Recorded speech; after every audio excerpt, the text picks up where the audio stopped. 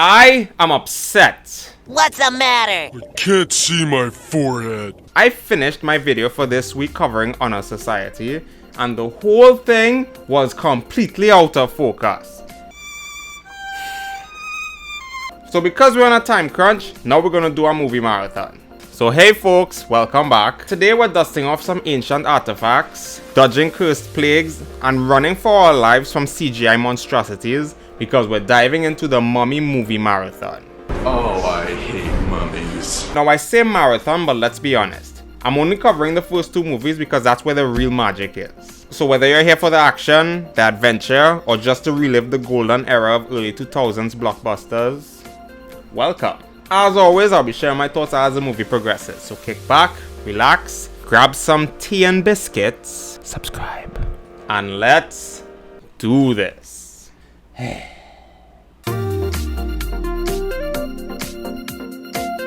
The movie starts off in ancient Egypt and we're introduced to Imhotep, the pharaoh's high priest and keeper of the dead. Wow. You know, growing up I always thought that Anaxunamun was the pharaoh's daughter. But if she's his mistress and not any of his main squeezes, like does it really matter? Bro just wants to hog all the girls for himself. Frick. Anyways, Imhotep don't care and wants some of that forbidden pearl. Conveniently enough, the pharaoh decided to come check one of his many mistresses. And just when he realizes someone been touching her, they send him to the afterlife.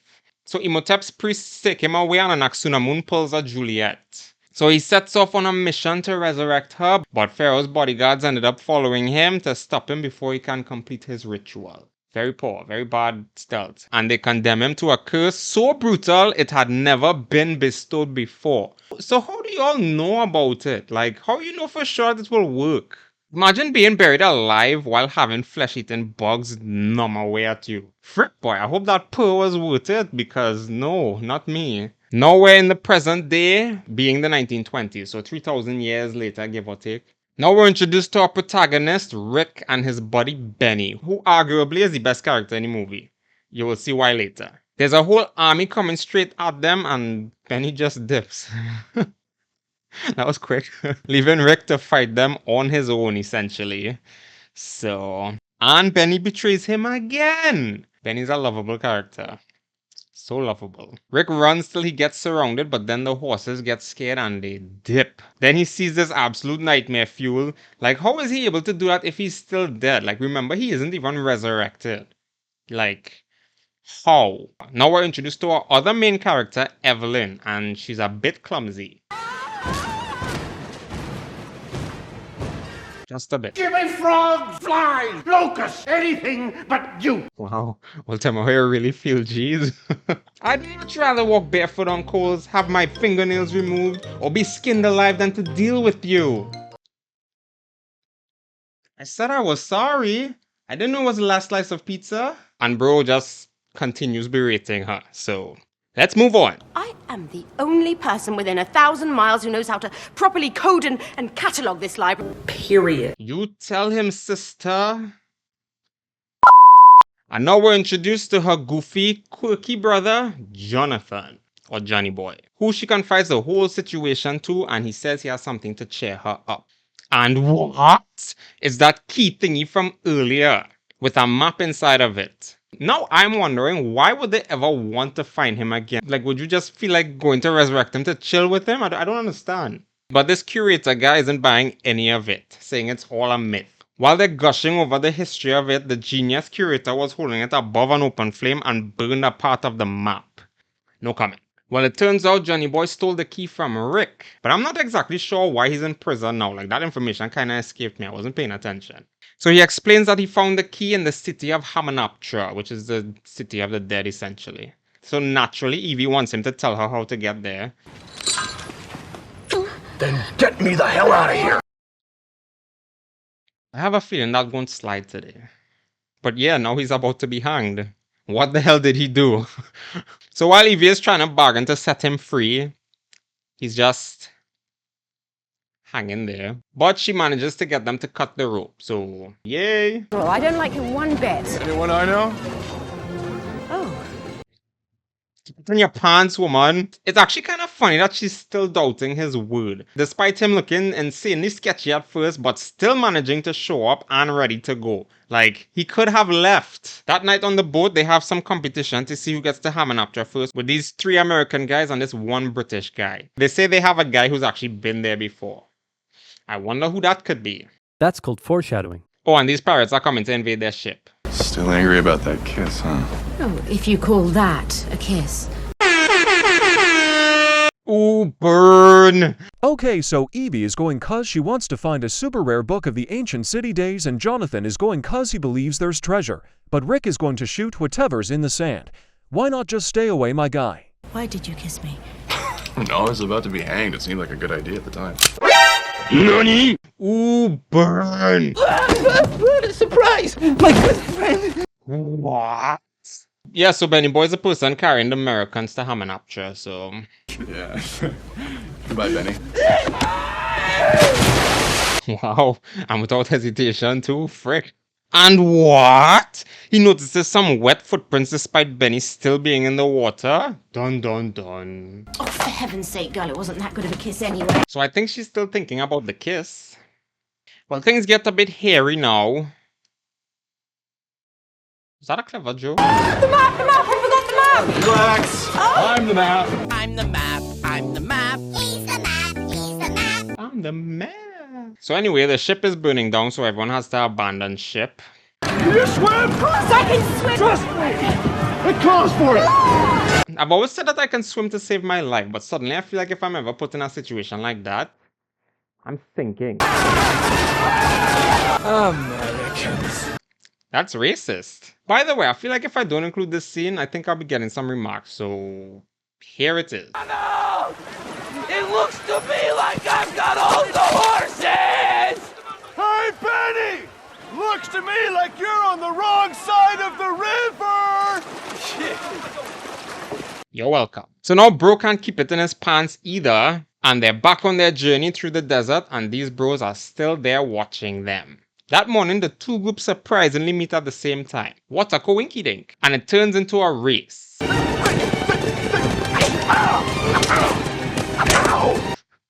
You gotta love Benny Boy.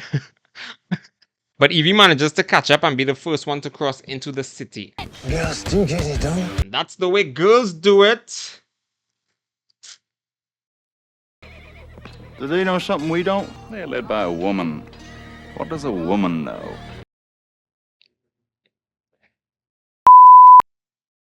No comment. Anyways, she knows exactly where that super rare golden book is supposed to be. So... well, that wasn't unsettling at all. Can I wait for y'all outside? So the 2 groups encounter each other after scaring each other with their sussy noises. And they're debating whose site it is, but Evie notices a lower floor, so she lets them have the top area. Meanwhile, our bro finds... Blue gold. Is blue gold a real thing? I always thought gold was like... gold? While the group is chatting, a sarcophagus falls from the spot they were digging to their great surprise. An American group gets a trap set on their diggers. And yeah, blue gold was holding some beetles in them.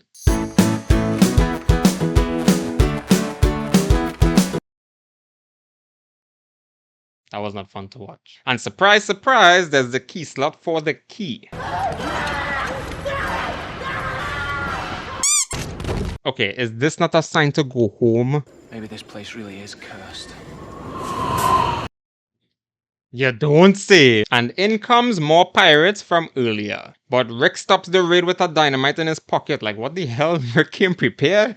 So bro gives them a warning to leave the place or be mummies. Ooh. They're drinking now and Rick wonders what she's doing here with them. I am proud of what I am. And what is that? I am a librarian.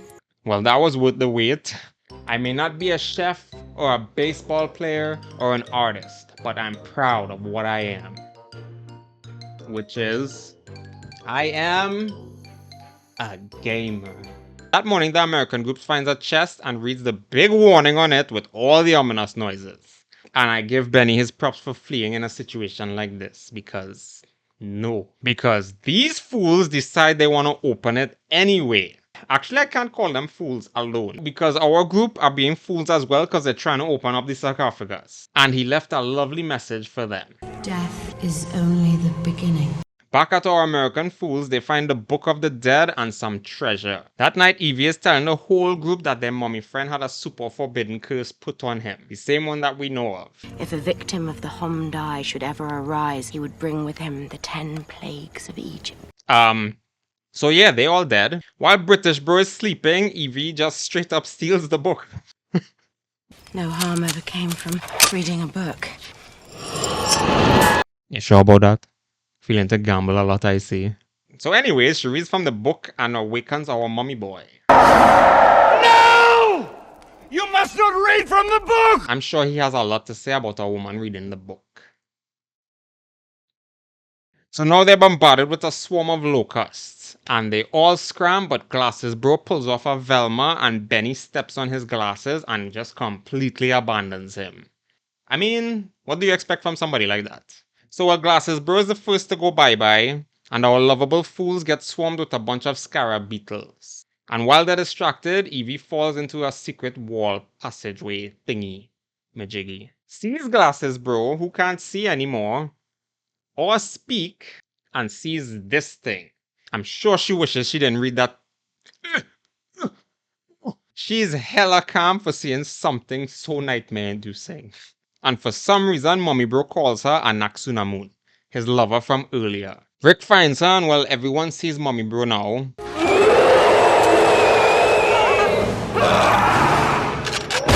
Appropriate response, to be honest. They run into the pirates again, but turns out they were avoiding having this very situation happen. Oh no. Back at Benny Boy now, who manages to come across Mommy Bro and still somehow worm his way out of the situation. I don't know if to be upset about that or just very proud. And I have done that. End of job, end of story, contract terminated. That's all I am to you, a contract. Well, someone's salty. So while the boat leaves tomorrow, so they're stuck here for the rest of the day. Oh boy. Now Benny Boy brings up Imhotep to talk to No More Eyes Bro, and by talk, I mean suck his life force out. Meanwhile, everyone is notified because the alcohol and water turn to blood. A pretty big sellout if you're trying to be stealthy about it. You just sold yourself out, bro. So Rick comes across a filled Imhotep and is still trying to shoot at him, and Imhotep decides to rizz up Evie in the meantime. Man knows his priorities. But luckily a cat showed up and makes him flee.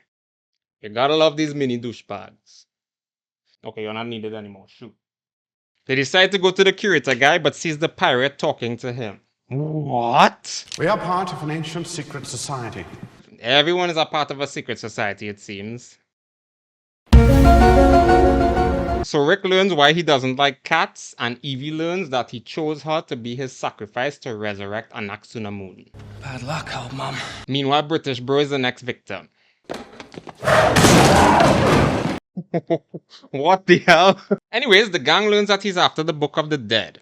And would you look at that? He got another victim, the Black Book and the treasure thingy. So only 2 left before he's fully revived now. Okay, only 1 left. Not before he sneaks into Evie's room and smooches her.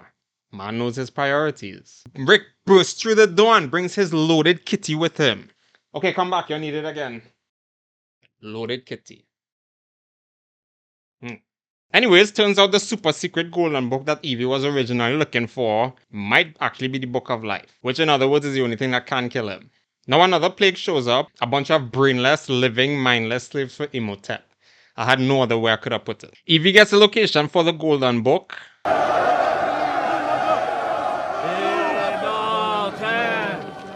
That was actually very smart.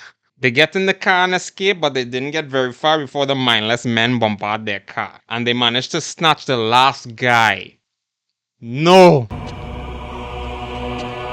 Wow, they're cornered now. Frick. Imhotep tells Evie to take his hand and he will spare her friend, so naturally she agrees. But he still sends the mindless zombies after them, so... Damn. But they managed to escape through a sewer. Rescue the damsel in distress, kill the bad guy, and save the world. Yeah, so they get a lift. Wow, bro is overpowered, and of course Rick tries to shoot at it. Again, I think he just likes having something to do, to be honest. Imhotep had them right in his mouth, but Evie kisses him to distract him so they can manage to crash safely. Go Evie, frick. Johnny Boy is fiddling with the same scarab and it gets inside him, but Rick being Rick plucks it out and gets a shot on it. So maybe I take back what I said. But the gunshot alerts Imhotep and he sends some of his generals after them. And well, now they find the treasure room. This movie would have been a lot shorter if they found that first. Oh, and the generals find them. Bing bang boom, they escape the generals. Imhotep is trying to start his rituals. Benny loads a camel with gold and they find the golden book. Pirate guy sacrifices himself to let them go. And Aksunamun is alive now. Johnny distracts Imhotep with the golden book and Rick fights off the generals.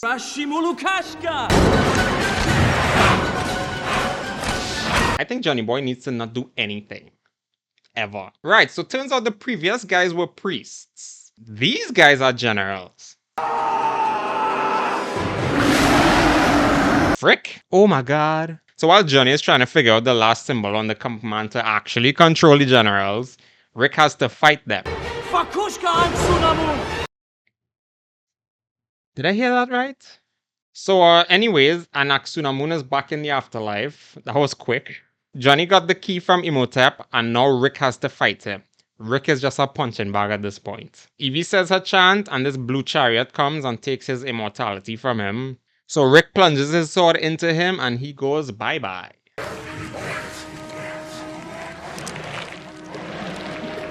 Honestly though, I'd be having nightmares for months after something like that. They are way too calm. Benny Boy accidentally triggers the ancient security system. Johnny trips and loses the book. It's actually pretty commendable of Rick to still want to help save Benny Boy even after everything he put them through. Me? I for sure would have left him there. For sure.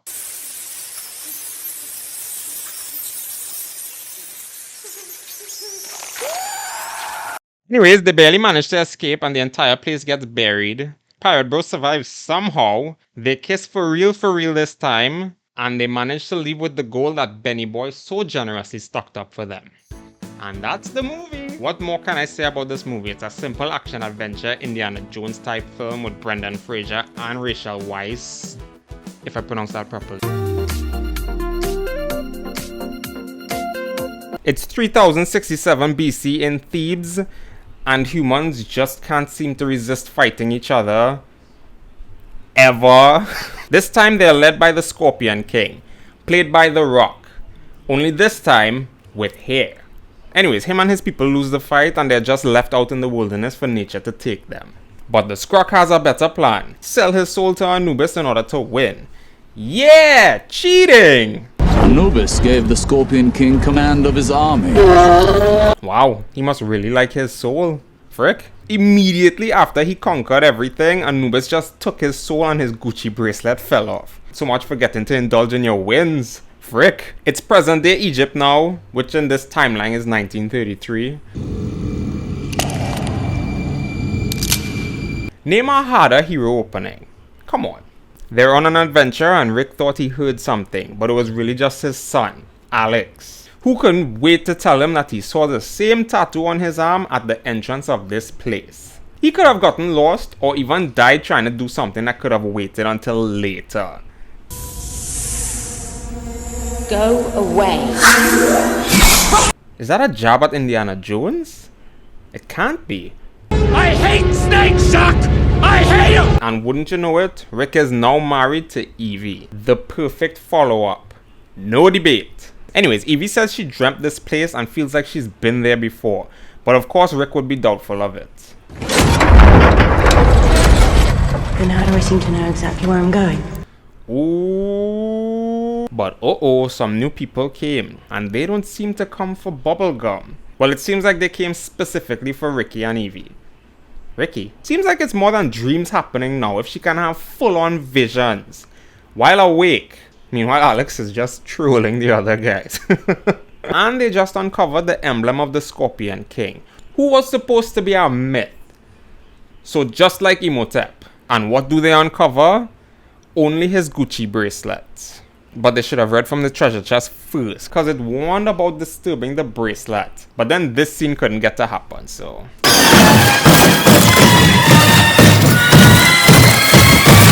Like mom, like son. Compared to you, the other plagues were a joy. At least his mess up managed to save them from drowning, because this movie would have been over quick. Cut over to Hamunaptra and a major excavation is happening, where these two find the books of the dead and living. We get no name yet. Did you acquire it? Time to run! Lo and behold, they find what they were looking for. Imhotep! The trio tells Bossman they didn't get the bracelet, but they know where it is. But Bossman says they'll handle it themselves. Damn. Ooh. The gang is back home and Alex hears a clicking noise. So obviously he has to check it out. He's a kid. Turns out Evie's dream started the same time the Egyptian New Year started. Coincidence? I mean, yeah, we already know what happens. And oh no, the bracelet snaps onto Alex and starts projecting some images that only he can see, mind you. But the funny thing is, Rick literally just talked her out of any more exploration for a while, because he doesn't want either of them to get hurt. Hey Alex, behave yourself for 5 minutes, alright? You betcha. I want to hate him, but I can't. Johnny Boy is back as well, doing the usual, lying to girls, but gets interrupted by these piggy blockers. They also think he's Rick for some reason. Thankfully, Rick walks in before anything permanent happens. Get out of my house. Damn. That's sexy. She's a bit outnumbered though, so Ardeth comes to assist. And I never ever knew his name until now. Dismember. Damn. That's sexy. So it turns into an all-out brawl with Evie holding her own. Like, damn. Did I mention that was sexy? But they get overpowered and take the box with the bracelet and Evie. Frick.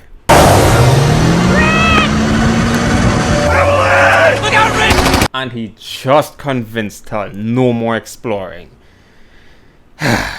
Alex recognizes the bad guy. Apparently it's the curator for the British Museum. Adi says the woman leading them knows things a human shouldn't know. And Alex shows them that the bracelet is actually safe.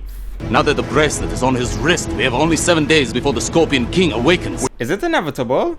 Like, even if he stays in a hole for 7 days? Also, apparently, whoever can defeat the Scorpion King can have the power to rule the world. Which is why they even bothered to dig up Imhotep in the first place. He's the only one who can. And Adi also notices the mark on Rick's arm and does a little test. That mark means you're a protector of man, a warrior for God. Man was destined for greatness? Frick? And well, Evie also recognizes the curator. So that would then mean that they were never going to be at peace.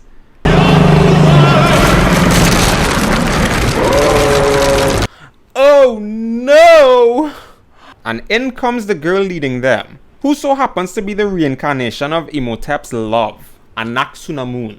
Which isn't explained at all, by the way. Like, they just put it in here.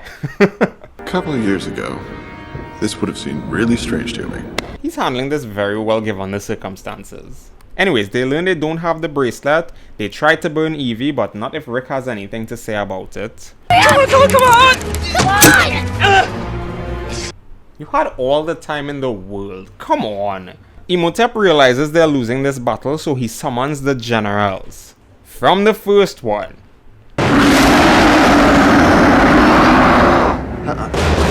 So Johnny finds an alternative means of transportation. A double bus.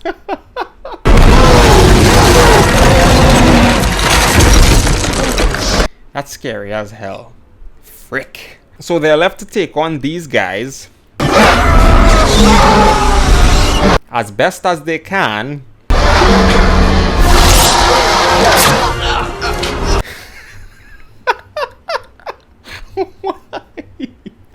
It wasn't easy, but they do take care of all of them. Even though there were 4, but they only dealt with 3. For some reason, they stopped to catch their breath, which gave the enemy the right opportunity to grab Alex. They should have just kept driving. That was dumb.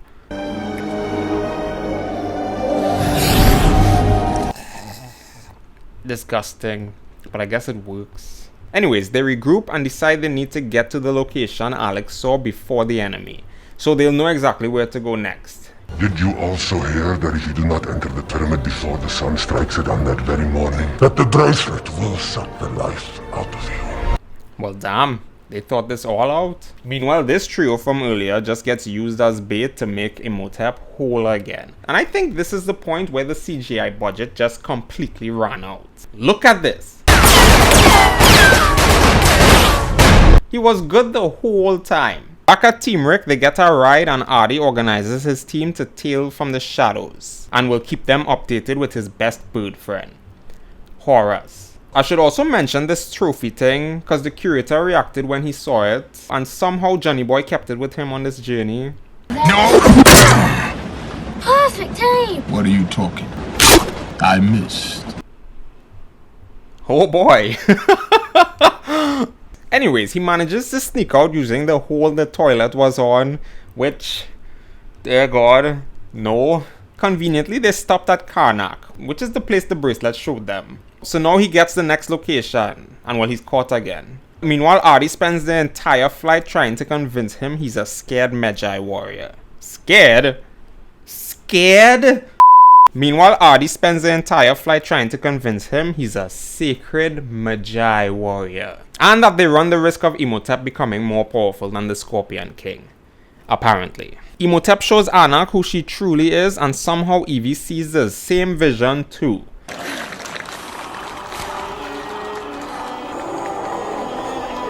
Oh no! She's reincarnated too! What the frick? To be honest, I don't think I was old enough to enjoy this fight. But now I think I am. Oh no, her name was Nefertiti. What's with these names? Come on. And she was the Pharaoh's daughter? Wow! And well, we see the whole thing play out from the first movie, except this time it's from Nefertiti's perspective. So that means they were destined to discover Imhotep's grave in the first one? And well, he resurrects her, even though she's already reincarnated. I don't understand it. Clearly, you were destined to protect this woman. She's a reincarnated princess, and I'm a warrior for God. I mean, it does sound crazy if you say it out loud like that. No ice! Ice? It's 1933.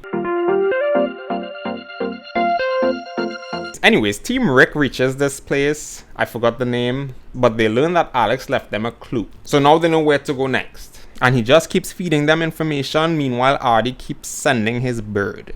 Text messages sound so much more convenient now, right? What the frick? That's a bigger army than I expected. I just thought it was like 10 of them. But the evil gang are starting to catch on to what's going on. So Imhotep sends them a little gift to cool off from all that heat. What a chill guy. Oh my god, that looks terrible. Well, they quickly avoided it, but it ended up leading them to this dense forest, aka Amshare. I probably butchered that, but the final destination. Except he came back and wrecked them, which kinda just reminds me of the first one.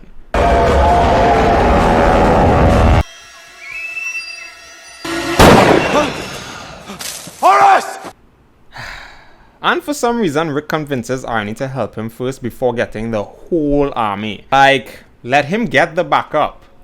You need backup. It's nightfall and Evil Gang sees some insane stuff and still decides to move forward. Like, you don't even know what did that. And that's even more scary than actually knowing what did that.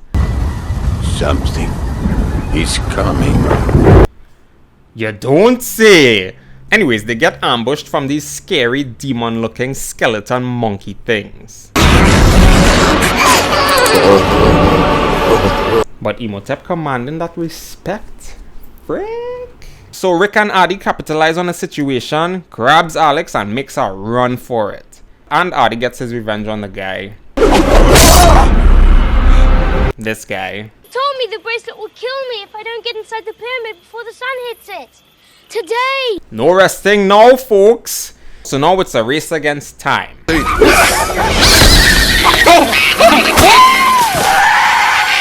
And away from these things. The sun is rising in real time, but they do manage to get there in the nick of time. And the bracelet came off, so woo!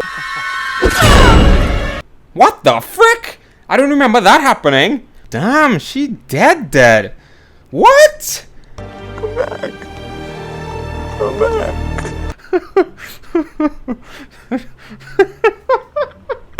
Meanwhile, as soon as Imhotep steps in the temple, Anubis takes his powers away. So all that build-up was for nothing.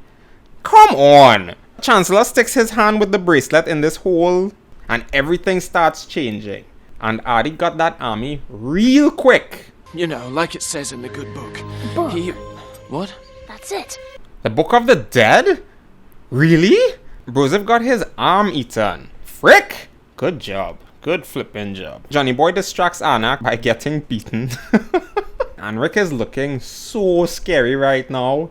Jeez. Oh, and Anubis' army is up and about now, so... Rick and Imhotep go at it. Pretty evenly matched, I must say. Like, who knew Imhotep could fight? And Johnny Boy remembered the last symbol Evie told him 9 years ago to pass on to Alex. Why don't you pick on somebody your own size? But he is, though. Also, is that still Evie or is it Nefertiti? This is concerning. And now for the most memorable scene in all of The Mummy.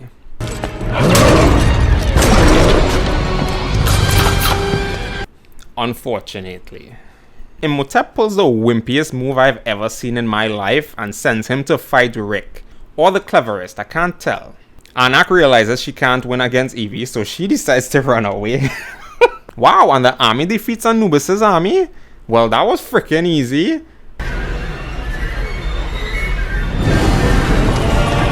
Never mind. Meanwhile, Rick stumbles on some wall art where his previous warrior spirit slayed the CGI king using Johnny Boy's trophy thing. That's the best way I can put it. Step aside, Alex. I'm a professional. Professional. So Imhotep throws it too, then Rick catches it. Why does everyone want to throw it? What? No! This is a comedy.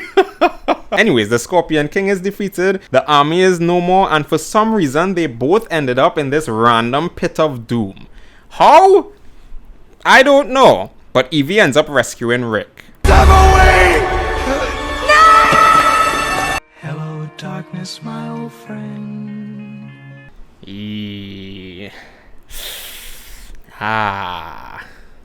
Your life's mission was to bring her back and she just dips. But she doesn't make it very far anyways. And the whole forest just pulls a Jumanji and sucks everything back into the pyramid. So now their only option is to go up. Thankfully, they're saved by their ride from earlier. Like, whew! What the frick? I thought I almost lost you there. For a moment there you did. But are you sure that's your wife though? And that's the movie. Okay, so it was quite enjoyable. It was nice to see our beloved gang back at it on their wacky adventure. I did mention before that a few things got shoehorned into the lore to make them destined to be doing these things, which for the most part was enjoyable for the story. The story was nice and interesting, and the adventures was excellent. And scary. I'm very disappointed in Imhotep being hyped up to be this big bad, only to get stripped to a mortal in an instant. So he wasn't even much of a threat. And well, everyone memed the CGI king to hell, so I won't be talking about him. Overall, a good watch. It was good, but it wasn't that great. Does that make sense? And that's the movies. We laughed, we cringed at the CGI, we questioned ancient curse logistics, but most importantly, we once again confirmed that Brendan Fraser is a legend. If you enjoyed visiting these classics, be sure to like, comment, and subscribe for more adventures through cinema. Until next time, stay away from cursed tombs. Thank you so much for watching, and I'll catch you in the next one. Peace!